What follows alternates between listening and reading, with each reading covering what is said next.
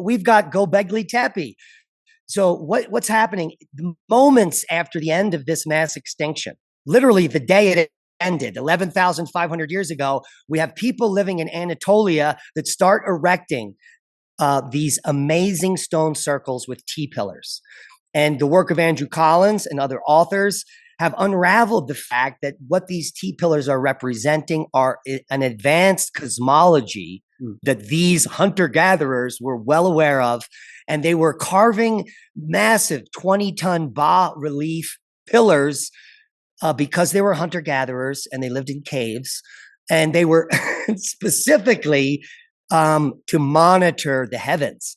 So they knew that these catastrophes occurred. They knew that it destroyed their civilization. And they were now creating a new encyclopedia of the information so that we would find it. And we just found it 11,500 years later, right before the next turning in the great year. As it so happens, yeah. It's so bizarre. It's not like these folks living in Anatolia. It's not like they suddenly woke up one day and were able to make these amazing carvings and suddenly had all of this astrological knowledge. Like, that didn't just happen overnight. Like, they must have been building up this knowledge system for a long time. We did a show a few weeks ago about one particular pillar at Göbekli Tepe that Sweatman and another author whose last name I can barely pronounce, but it's something like Sitritkis, they were able to date this column, and they did it by looking at the columns. The carvings on the column, and they were able to match the creatures on the column up to constellations in the sky. And then there's a circle. It's a little hard to talk about without looking at an image, but there's a circle that probably represents the sun in a specific location, and it seems to indicate where the sun, the zodiacal position of the sun at that time.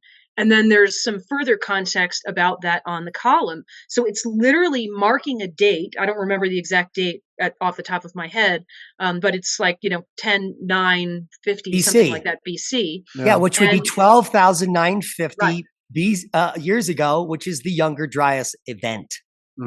Yeah. So they're making a specific note of this date. And it's like, okay, and you're using constellations to do that. So clearly something happened that they were noting at that date. I mean, they didn't just carve a column to note a date for no particular reason. So we believe that it happens to match up with some of the Younger Dryas events. We believe that that's what they're marking. So they didn't come to do this with all of this knowledge out of the blue. They already had the knowledge. So this was clearly already an advanced civilization with advanced astronomical knowledge. It's fascinating. Yeah, and Anders, some of the warnings. Yeah, now you're back. Some of the warnings came as early as 16,000+ years ago. There is a shaft in Chauvet Cave called the Shaft Painting that you have to descend 50-foot vertical through a hole in the ground to get to where they painted this image in the cave, and it is it's an image of constellations. Where was that? Did you say? Chauvet Cave, is that in France? Oh, the Chauvet. Yeah, I know what you're talking about. I was actually there last summer. Yeah, this painting is depicting where everyone in consensus is now thinking this debris field came from, the Taurids. It's the Taurid meteor stream, and they were depicting the constellations where these dangerous bolides emanate from. So as early as 16,500 years ago, which could have been after an impact at 18, because we have flash frozen mammoths 18,000 years ago that were somehow emplaced by muck, and it appears to be an impact. So 1,000 years later, they're painting where this dangerous spot in the sky is that destroys humanity. Can you imagine if everything was destroyed and there's just a few people left, and you're like, what happened? Yeah. Restart. So, yeah, I mean, to kind of answer your initial question about this, Anders, I mean, we believe that there was some kind of cometary interaction. It might have been an impact, it might have been an airburst, but something cometary we believe happened that caused people to note the location of where that comet was coming from, and perhaps in subsequent years what became the Taurid meteor stream. Yeah. But there may have also been some kind of solar outburst at the same time or prior to this, somewhere in this time period. And we were just talking about this on our show yesterday. It's quite possible that these things happen at the same time because they're related. So, for example, you'll see sun diving comets. They'll dive into the sun, and then you'll see a solar outburst. Or you'll see a comet breaking up because of the tidal forces from the sun. So it's very possible that these things are happening at the same time. And I think we've kind of nailed down what exactly was happening at 12.9 was comet related. But prior to that, there's something else going on because there's a huge temperature spike that happens, and we don't know what caused that. So perhaps that was a solar outburst. Really don't know. Total speculation at the moment. Fascinating. If there was a higher, an advanced civilization that was wiped out, where do you think that was geographically located? All over the world. And all over the world. The reason for that.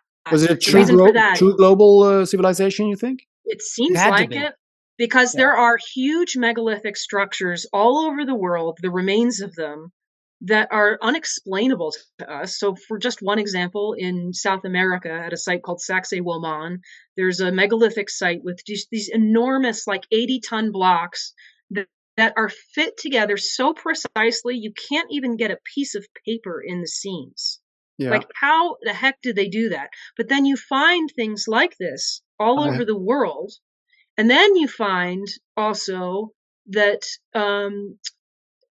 so like the big blocks here would probably be the megalithic part of the structure. And then the smaller blocks. Can you see that? Yeah, stuff like this. That's Sacsayhuaman. Yeah, exactly. Yeah. But then the other thing you find these repeating themes, let's say in carvings around the world. So at Göbekli Tepe, you've got these T-pillars that have arms, like fingers, reaching across the stomach. And it's the exact same position that you find on the Moai at Easter Island. And then you start seeing those. I think there's structures, carvings in Indonesia that show the same thing, and you start seeing these themes that are repeating around the world, and it's like, what's going on here? Ooh, Anders, go back to that. Go back to that last picture, because there is some Robert Schoch-like evidence on the top of these rocks. This one? Yeah. So do you see the top rocks and those veins that are sticking out now? Yeah.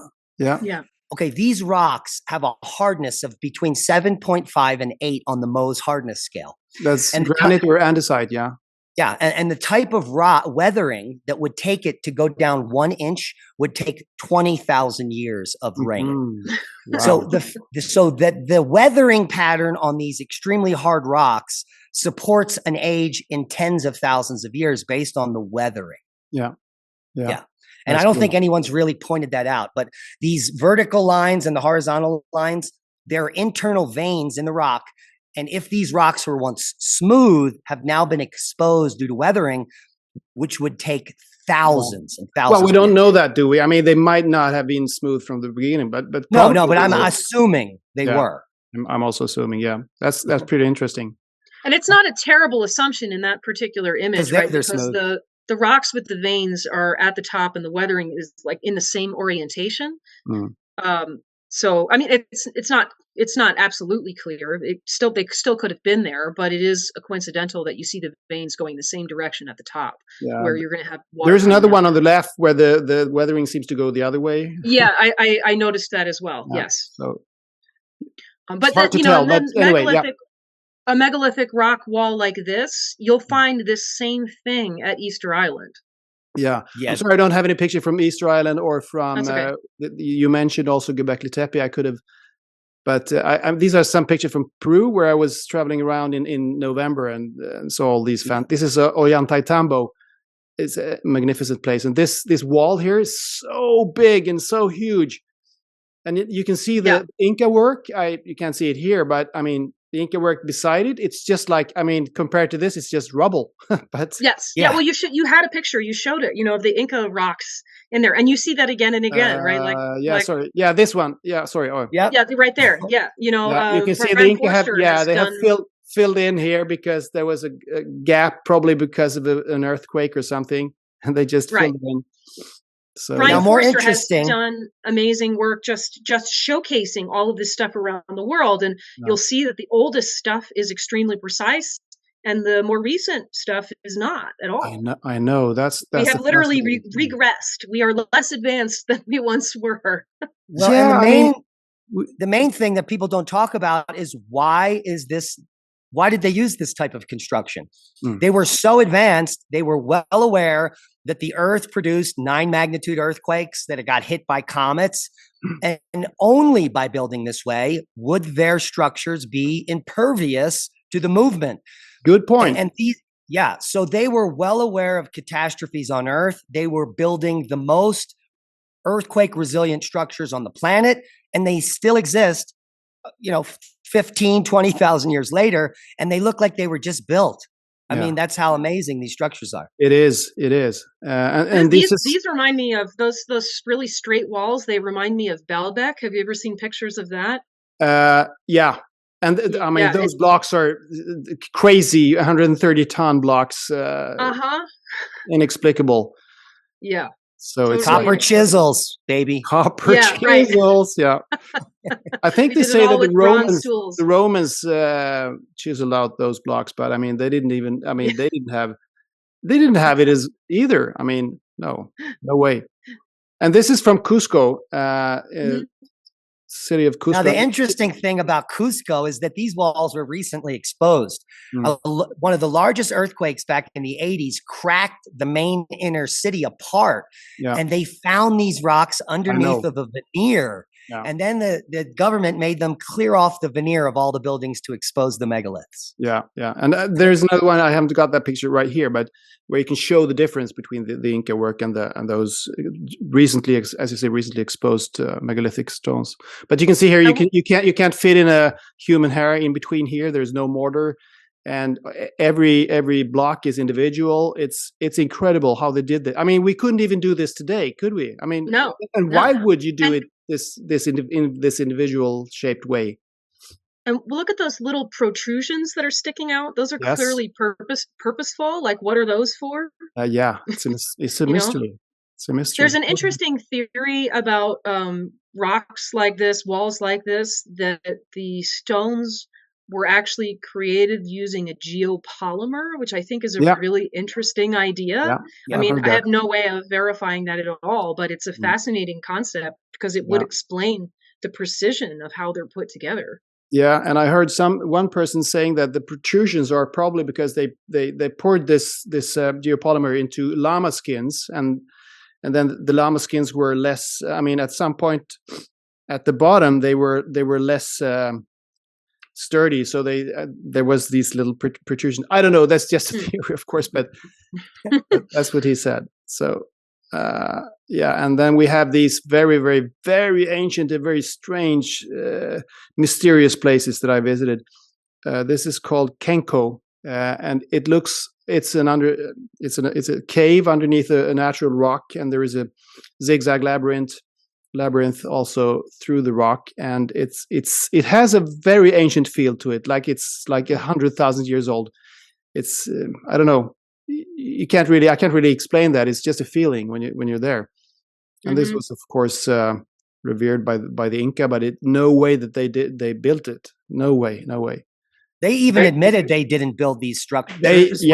When the Spaniards asked them, they said, "No, we didn't build this. We found it and we just revered it." And this is a very strange structure, also, that the Spaniards tried to blow into pieces. Or actually the Peruvians, I think, because it was when they built the railway. I think it's hilarious how that's the conquerors, generally speaking, tried to blow up the things that they really didn't understand. I think they were very intimidated by them, and perhaps rightly I think so. Too. Idolatry. We don't know what it is, so we're going to blow it up. Yeah, it's idolatry. And that megalith there looks very similar to the carvings at Pumapunku, albeit different rock, but the right angles, the portals. That's true. That looks just like Pumapunku. It is a half a chicana on the left side there. Right, and there's even some areas in Anatolia that have the same architecture that they're dating 9,000, 10,000 years ago. Mm-hmm. Okay. Yeah. So this is some type of global civilization that has a global type of architectural theme. Yeah. Yeah, I think you're right. There is, of course, a lot of talk about Atlantis, and but maybe that was just the latest offshoot of this big global civilization that actually spanned the world. Yeah, we've talked about the concept of Atlantis as kind of being the central hub for a global civilization. Yeah. Perhaps. I mean, it's just theory and speculation, but it's an interesting idea. It is. Absolutely. And we'll truly never know, because if in fact there was a global civilization 16,500 years ago at the last glacial maximum, and it was destroyed in a series of catastrophes that ended at 11.5, all of those cities would now be under 3 to 350 feet of water or more. Yeah. And this is the most difficult area to do archaeology. You can't really scuba dive at this depth. It's almost, it's financially impossible to get submarines and go do archaeology at 300 feet. So all of it is perfectly buried in the most difficult to get to spot, if in fact everyone lived on the coast.